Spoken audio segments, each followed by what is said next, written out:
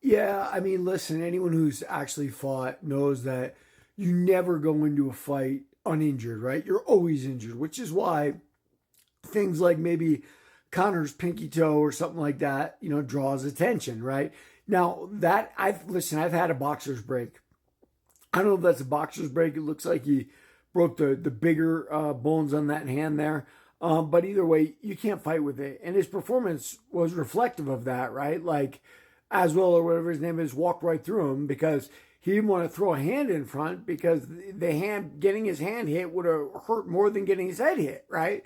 And excuse me, you know, if it was something that happened during the fight, you deal with it. And how do you deal with it? Well, your adrenaline's already going. It's already pulsating through the body. You've already been hit. So breaking something and continuing to fight with it doesn't mean so much. However, it is a completely different beast to walk in that ring with a broken hand and think you're going to get there. Now, I guess if you survive the first round, then you won't feel it so much anymore. But it's very unlikely. And we've been reminded of this in recent years. I mean, T.J. Dillashaw, I think he was taking on what's his name for the title, Aljamain, right?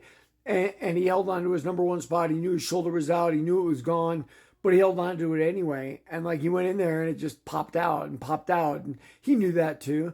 And I get it. As fighters, look, we want the money. First of all, we need the money to support our families. I get that, right? But then the other part of it is there's a lot of pride going on. I'm like, I can fight hurt because I always fight hurt. But if you are so damaged that you are compromised, you're not just cheating yourself, you're cheating the crowd, you're cheating the contenders behind you, you're cheating even the guy in the ring with you who KO'd you, but then you have an excuse why he KO'd you. So, I don't agree with going into the ring with an injury that bad. I think that shows poor form.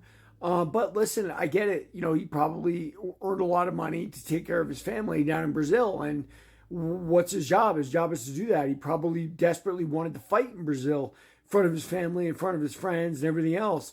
But at the end of the day, what happened? He got completely annihilated, right? And yeah, so, that's on the commission. I'll tell you, there's a part in my book where I was on hardcore drugs, ecstasy, if you want to get particular, the night before a fight, and they used the flashlight on my eyes, and I winced back. And the doctors still let me fight because in those small time little fight circuits, they're not going to pull a main event. You kill a promoter, and you'd kill the cards. The doctor's there is like a stooge to do whatever he wants.